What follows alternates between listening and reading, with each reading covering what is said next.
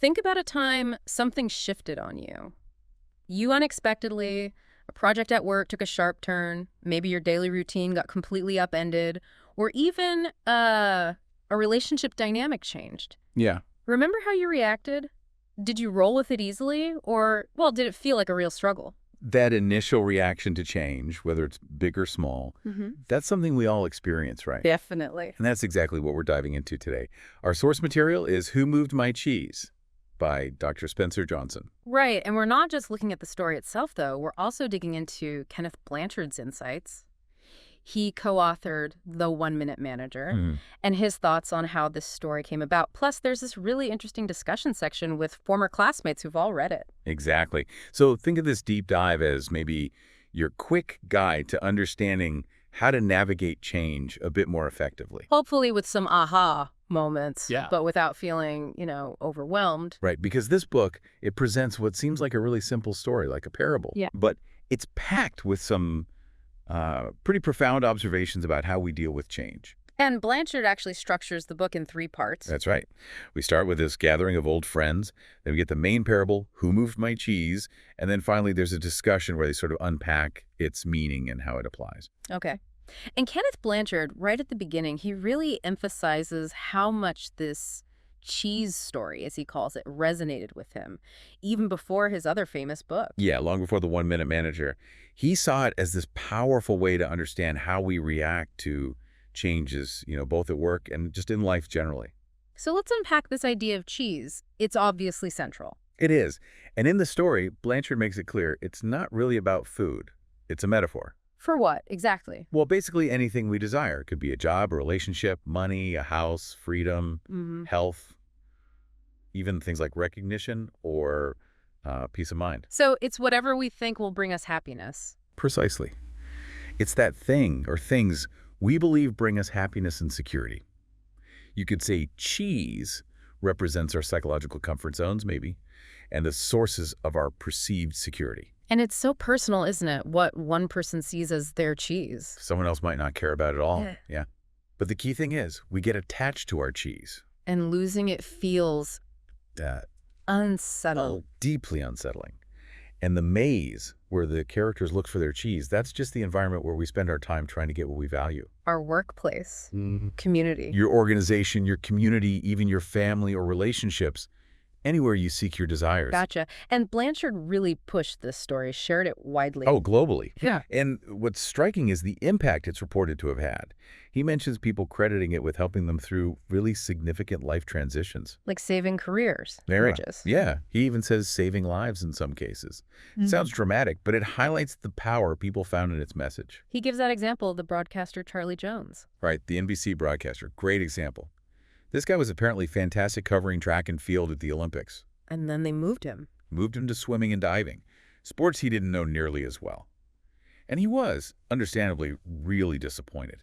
Angry, even. Felt unappreciated, I bet. Exactly. And it affected his attitude, his work. But then he came across Who Moved My Cheese? And it clicked. Blanchard says he was able to kind of laugh at himself, reframe things. He realized his cheese, his specific assignment, had been moved. It's like realizing the cheese isn't just the thing, but the feeling it gives you, like competence. That's a great way to put it. Yeah. The feeling of competence, recognition. When that source shifts, you have to redefine your cheese in the new situation. So instead of staying stuck, He adapted, learned the new sports, his attitude improved, and apparently that led to even better assignments, more success. ended up in the Pro Football Hall of Fame broadcaster's alley. That's quite a turnaround. Yeah, it really is a powerful illustration. And Blanchard didn't just tell the story. He gave the book to his own employees. He did. Over 200 people at Blanchard Training and Development. He saw that constant change was becoming the norm in business. Yeah, things move so fast now. Right. So the focus had shifted. It wasn't just about loyal employees anymore. You needed people who were flexible, who could adapt quickly. And how do they react, the employees? Apparently, really positively. Blanchard said it seemed to release a lot of negative energy. People started seeing the company's changes in a more constructive light. Shows how a simple framework can really shift perception. It does. And he also points out that three-part structure, again, the gathering, the story, the discussion. Right. He notes that some readers like to just take the story and run with it, draw their own conclusions. While others appreciate the discussion part, seeing how others interpreted it. Exactly. Different strokes for different folks, basically. So his overall hope is that people keep finding new insights every time they read it. Yeah, that it helps them deal with change and, achieve their own success, whatever that looks like for them. Okay, so let's get into that first section then, the gathering. Right. So this part opens with a group of old high school classmates. They're meeting for lunch after a reunion. Catching up. Exactly. And they start talking about how life turned out. And Angela, who was apparently quite popular back then, notes how different reality is from what they expected as kids. Happens to us all, I guess. Doesn't it? Yeah. Then Nathan speaks up. Everyone assumed he had it made running the stable family business. But he's worried. He surprises them. He expresses concern about how resistant they all seem to be to change, even though his own supposedly stable business was facing challenges that required adaptability. Interesting. And then Carlos, the old football captain. Yeah, Mr. Tough Guy, right. Yeah. He admits he's actually afraid of change. Really? That must have surprised them. He did, but it just underlines that this feeling, this fear, it's universal. It doesn't matter who you were in high school or how strong you seem. Then Michael shares his own experience. Yeah, he gets quite personal. Admits he used to be terrified of change himself. And when a big shift happened in his business, their failure to adapt almost ruined them. Wow. But then, he says, he heard this simple little story. Who moved my cheese? Exactly. And it totally changed his perspective, not just for him, but he shared it in his company. And it helped them get better at handling new situations, work-wise and personally. Which naturally leads Angela to ask. What's the story? And that takes us into the parable itself. Right. Michael sets the scene. A maze and 4 little characters searching for cheese. Cheese makes them happy, nourished. And the characters are 2 mice. 2 mice, Sniff and Scurry. Blanchard describes them as having simple brains, but good instincts. Their approach, very direct. Find hard, nibbling cheese. Like people who adapt quickly don't overthink. Pretty much. Then you have the little people, Hem and Haw. Same size as the mice, but they act like, well, like us. Exactly. Complex brains, beliefs, emotions. And they're looking for a different kind of cheese. Cheese with a capital C. Representing happiness and success for them. That's the idea. So despite being different, they all have a routine. Yep. Every morning, jogging suits, running shoes, off into the maze to find their specific cheese. And the maze is complex, dead ends, passages. Very complex. Some corridors have cheese, lots are empty. It's confusing. The mice use instinct, trial and error. Straightforward. While Hem and Haw use thinking, learning from the past. But sometimes their emotions get in the way. That's what Blanchard suggests. Their beliefs and emotions can cloud things, but eventually, all 4 find what they're looking for. They hit the jackpot. They do. One day, they all stumble upon Cheese Station C. Huge supply of their favorite cheeses. Ah, so now things change. Routines get established. Right. Sniff and Scurry, the mice, they still wake up early, race through the maze, same path every day. But they stay prepared. That's key. When they get to Station C, they take off their running shoes, tie them together, hang them around their necks, ready to go instantly if needed. Then they just enjoy the cheese. Practical. And Hem and Haw. Their routine becomes different. They start waking up later, dressing slower, just strolling to Cheese Station C. They assume it'll always be there. Totally take it for granted. No Yeah. thought about where it comes from, just entitlement. They get comfortable, complacent. Very. Settled right in. Blanchard says they saw the cheese as a permanent fixture, something they were owed. So they hang up their running gear, put on slippers. Literally. Yeah. Slippers. They start seeing the cheese as their possession. Hem even says, there's enough cheese here to last us forever. Famous last words. Isn't it just? They feel happy, successful, secure. They move their homes closer, build a social life around Station C. Hem's dreaming of his big house on Camembert Hill. Which isn't just about the house, right? It's status. Exactly. External validation, feeling superior. That's his kind of cheese. They decorate the walls with cheese pictures. Seriously. Yep. Reinforcing the permanence. Inviting friends over to admire it. Pretty nice cheese, huh? And feeling like they earned it. Oh, yeah. Hem declares, we deserve this cheese. We certainly had to work long and hard enough to find it. They just gorge themselves and get lazy. But the mice, Sniff and Scurry, they stay sharp. They keep their edge. Arrive early every morning, still sniffing around, checking things out, noticing changes. Changes like the supply going down. Exactly. They notice it dwindling day by day. Yep. So when the inevitable happens, One morning, they arrive, and no cheese. Gone. But it's not a shock to them. Really? They saw it coming. They just look at each other, grab their shoes from around their necks, put them on, lace up. No analysis paralysis? None. The situation changed, so they change. Simple logic for them. They just go. Without hesitation. Sniff sniffs the air, nods to Scurry, and Scurry takes off running. Sniff follows, instantly looking for new cheese. Wow. Okay. And later that day, Hem and Haw arrive. Right. And they haven't been paying attention at all, so they're completely unprepared. What? No cheese. That's Hem yelling, shouting it over and over like the volume will make it reappear. Total denial. And Haw. Equally shocked, just frozen. Couldn't process it. He'd also completely relied on it being there. Hem shouting, Haw's just shut down. You can understand it though, right? Finding the cheese was hard. Blanchard makes that point. It wasn't easy, and it came to mean so much more than food. It was tied to their whole idea of happiness, success. Haw wanted safety, family. A cozy cottage on Cheddar Lane, yeah.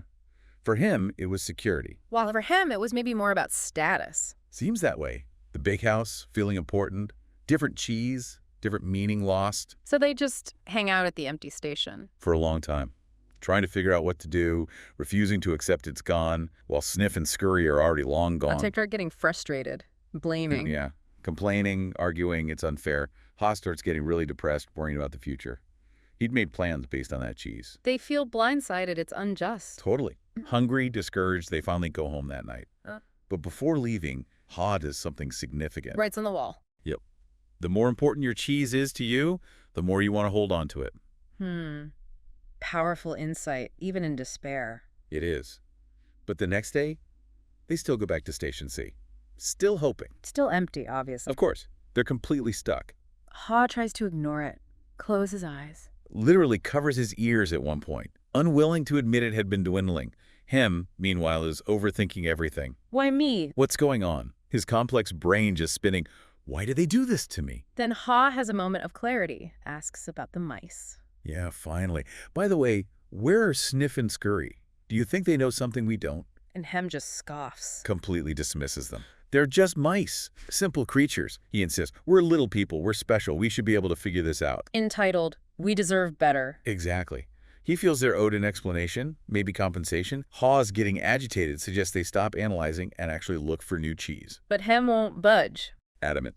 Oh no, I'm gonna get to the bottom of this. So, while they're stuck there, Sniff and Scurry are making progress. Out exploring the maze. Way ahead, checking every station they can find. Single focus, find new cheese, not dwelling on the past. And eventually. Persistence pays off. They find a part of the maze they've never seen, Cheese Station N. It's full. Packed. A massive supply of new cheese, more than they'd ever seen before. Success. Meanwhile, back at sea, Hem and Haw are suffering. Big time.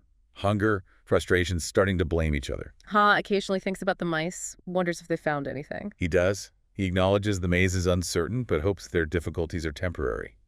Sometimes he lets himself imagine them finding cheese. Visualizing success. The more he pictures Sniff and Scurry enjoying new cheese, the more he can imagine himself leaving Station C to join them. And then he says it. Let's go. Yeah. A breakthrough moment. This shoots it down immediately. No, I like it here. It's comfortable. It's dangerous out there. Haw tries to argue we've done it before, we could do it again.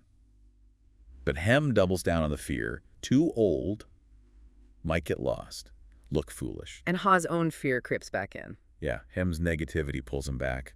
His hope fades. So they fall back into the same useless routine. Go to sea, find nothing, go home worried and frustrated. Denying reality, getting weaker. Exactly. Can't sleep, no energy, irritable. Their homes feel anxious now, not comforting. But Hem still clings to hope, false hope. Totally. He tells Haw, if we just believe, work harder, maybe it's just hidden nearby, behind the wall. Oh dear. So they get tools. Yep. Next day, chisel and hammer. Hem holds, Haw hammers. Make a hole, look inside. Nothing. Nothing. Still convinced they can solve it with just more effort? Start going earlier, staying later, working harder? But just making a bigger hole. Right. Activity, not productivity. Haw starts to seriously question this approach. Then Hem suggests just waiting.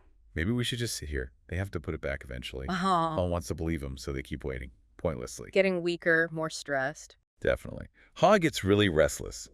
He realizes the longer they stay, the worse it gets. They're losing their edge, their ability to adapt. And then he laughs. Finally, a moment of real clarity. He just starts laughing out loud at himself. Look at me, doing the same thing over and over, wondering why nothing changes. It's ridiculous. That's a turning point. A huge one. He doesn't want to go back into the maze, knows he'll get lost. But he sees the absurdity of his fear, how paralyzing it's been. Asks him about their running gear. Where did we put our jogging suits and running shoes? It takes ages to find them. They put them away so confidently back at Station C. Assumed they'd never need them again. Right. And Hem sees Ha getting ready to leave and is incredulous. You're not seriously going out there. Just wait with me. But Ha's mind is made up. You don't get it, Hem, he says. I didn't want to see it either, but they're never putting the old cheese back.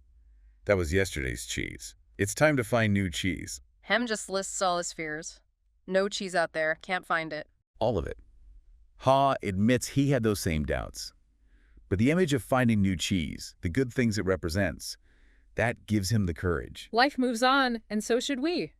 That's what Ha says. Tries to reason with Hem, but Hem's fear has turned to anger. He refuses to listen. So Ha gets ready to leave, feels a surge of energy. Yeah, just making the decision helps. Manages a small smile. Picks up a rock. Writs on the wall again. If you do not change, you can become extinct. Puts a little cheese drawing around it, trying to soften the blow. He's still hesitant, though. Looks out into the maze. Yeah, the comfort of Station C still pulls at him. Feels anxious. Writes another question. What would you do if you weren't afraid? And thinks about it. Realizes that while some fear is useful, this fear is just stopping him. Takes a deep breath, turns into a part of the maze he's never seen, and starts jogging. Slowly. Worries he waited too long. He's weak. Definitely. It's harder than he remembers. Resolved to adapt quicker next time, but thinks, well, better late than never. Finds only little bits of cheese at first. Just enough to keep going. Hopes to find enough to bring back to Hem, but doesn't feel confident yet. Notices the maze seems different. Progress is slow. 2 steps forward, 1 step back. But it's better than just waiting. He admits that. Being in the maze, searching, is not as bad as he feared. He's taking control, not just passively waiting. Reminds himself, if the mice could do it, so can he.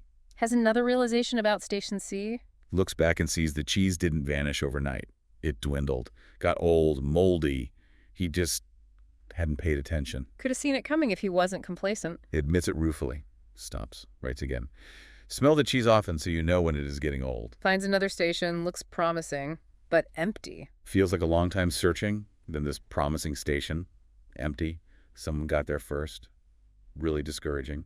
Feels like giving up. Strength fading, feeling lost, scared. Yeah, afraid he won't survive. Even thinks about going back to sea just so he won't be alone with them. But asks himself the question again. What would I do if I weren't afraid? And realizes fear has driven him. Often, yeah. Even if he didn't admit it, he's terrified of being alone in the unknown. Remembers feeling best when he was moving. Stops, writes again, maybe for him, maybe for himself. Movement in a new direction helps you find new cheese. Correction, the source says, smell the cheese often. Again, here, let's stick to that. Stops to write another crucial message on the wall, knowing it was as much a vital reminder to himself as it was a hopeful marking for his buddy Hem to possibly follow. Smell the cheese often so you know when it is getting old. Looks down a dark passage, feels scared again. Imagines dangers. Classic fear response.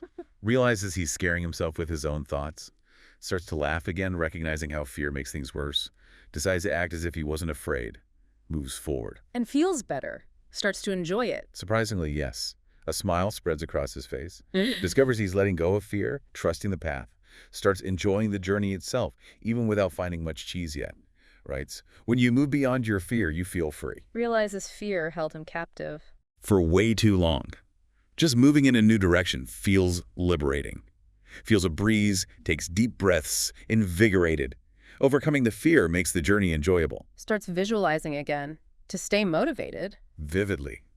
Pictures himself surrounded by his favorite new cheeses.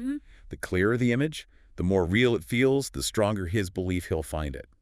Writes, imagining myself enjoying new cheese even before I find it leads me to it. Feels stronger, faster, sees a promising station. Yeah, energized by the visualization. Races along, finds a station, sees little pieces of new cheese near the entrance, types he's never seen. Eats them, pockets some for him. Exactly. Feels strength return, pockets a few. Enters the station excited. but it's mostly empty. Someone else was there first. Clearly. Realizes with regret if he'd moved sooner, he'd likely have found more. Decides to go back for Hem, pausing to write. The quicker you let go of old cheese, the sooner you find new cheese. Goes back to C, offers Hem the new cheese. Yes, but Hem refuses, stubborn.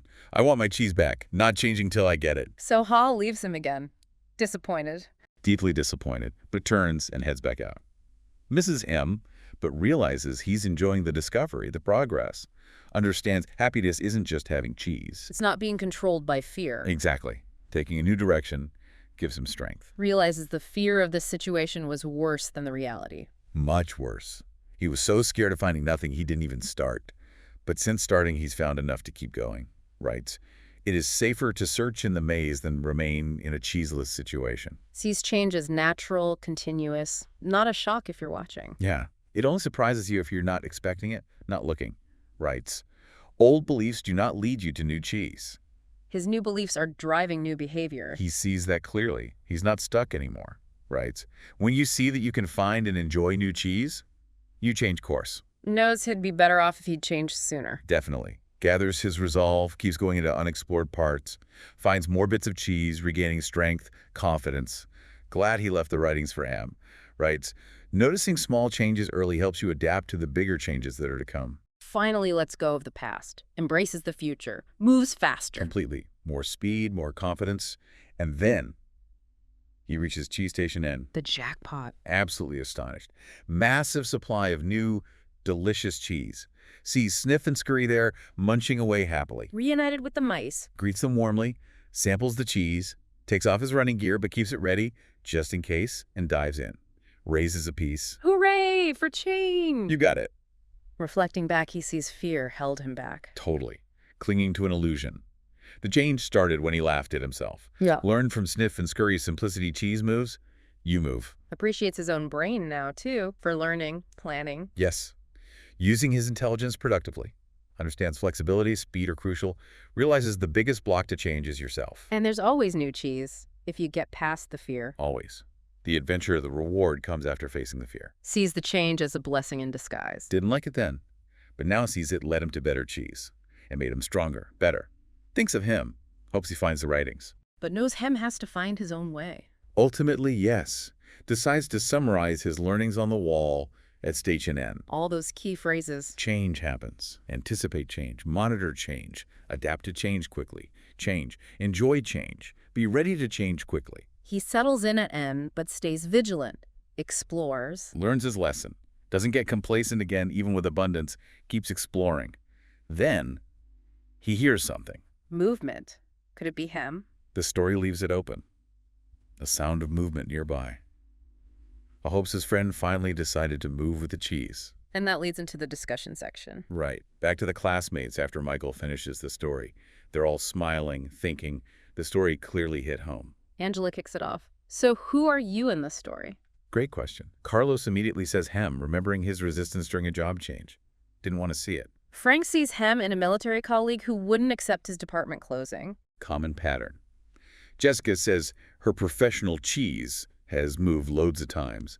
Nathan regrets his family didn't hear this story before their small stores got wiped out by mega stores. Saw themselves as Hem-like, resisting the inevitable. You recognize it in hindsight, yeah. Laura, though, sees herself more like Hall, learning from mistakes, laughing at herself, changing. Interesting how they easily see resistance in others, but maybe not themselves. That denial comes up. They admit others fear change readily, but are reluctant about their own fears. Jessica has a big realization about inevitability. Yeah, connects it to her company's past resistance, not putting encyclopedias on disc because they loved their old sales model. Which cost them when competitors adapted. Big time. And now facing new tech changes, she's worried about her job again. It's May's time, she says. Carlos tells her to laugh at herself. Frank picks up on that too. Don't take yourself so seriously, like Hall learned. Then they wonder, did Hem ever change? Mixed opinions. Elaine hopes so. Corey is more skeptical. Some people just don't change and pay the price. He sees it in patience. The entitled ones who blame others often get sicker than those who adapt. That hits hard. Nathan asks the big question. What do we need to let go of? And what do we need to move on to? Regrets not changing his family business sooner. Laura interprets it as, savor the adventure and move with the cheese. Frank wants to keep his values, but be more adaptable. Then Richard, the skeptic, pipes up, questions how practical it was in Michael's company, shares his own life changes, separation, raising teens. And Michael explains his role shifted to envisioning the new cheese for people, helping them see the benefits. Exactly. His job became managing the change, showing the way forward. Angela points out Ha's visualization was key. Richard connects with that. Admits his manager wants change, but he's resisted because he can't see the new cheese or the benefits. Likes the visualization idea. Thinks maybe he can use it at home with his resistant kids too. Elaine applies it to relationships, a moldy relationship, as old cheese. Corey agrees. But Angela offers a twist. Maybe it's not the relationship that's old cheese, but old behaviors within it. Ah, so change the behavior, not necessarily abandon the relationship. That resonates with Richard. Hmm. He starts thinking about being a change agent at work, not just resisting. Maybe it's personal growth.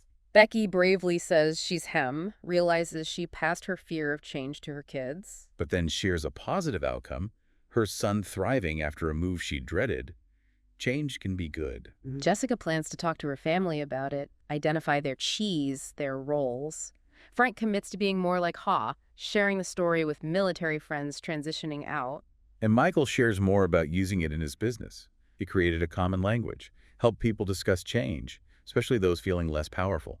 The difference between imposed change and chosen change. Right. He notes people often voice negative views initially, peer pressure maybe, fear of rocking the boat, even if they don't totally feel that way. Regrets not using the story sooner, before the layoffs. Deeply. But says the feedback, even from those leaving, was positive. It helped them cope, look for new opportunities. The idea that new cheese was out there, plus visualization, was most helpful for job seekers. That's what he found. And the company culture shifted, less complaining, more proactive, searching for new cheese. Peer pressure worked the other way. Nobody wanted to be seen as Hem. Exactly. He even shared it with business partners, thinking, we might be their new cheese, fostering understanding. And it ends with Jessica leaving, ready to find her own new cheese. A perfect closing for the discussion part. Time to leave this cheese station and find some new cheese. So wrapping this deep dive up, the core message seems pretty clear, doesn't it? Change is just going to happen. It's inevitable. And resisting it, which often comes from fear, well, that doesn't usually work out well. Adapting quickly, embracing the search. That's where the bitter outcomes lie. Yeah, and those key takeaways seem to be about self-awareness, knowing how you react. Definitely. And learning to laugh at yourself when you catch yourself being a bit like him. Plus, that power of visualizing positive change, like Ha did. So for you listening, maybe take a moment. Think about your own cheese. What is it you really value and rely on? And your maze, the environment you're in every day. Yeah. How do you typically react when things shift? Which character do you maybe see a bit of yourself in? Sniff, Scurry, Hem, or Ha? And maybe think, what's one small thing you could do starting today to be just a little more adaptable, a little more ready to move? And here's a final thought to sort of chew on, as they say. Go for it. What old cheese might you be clinging to right now, maybe without even fully realizing it? Something that could actually be stopping you from finding something much better, some new cheese you haven't even imagined yet. That's a powerful question. Yeah. It really brings home that advice from the story. Smell the cheese often so you know when it is getting old. Are you checking the cheese in your own life? Good point. And if you found this useful, this deep dive into who moved my cheese, maybe share it with someone you know who's going through change or just finds it challenging. You might just help them find their own way to Station N. And of course, picking up the actual book by Dr. Spencer Johnson is always a great idea for getting the full picture.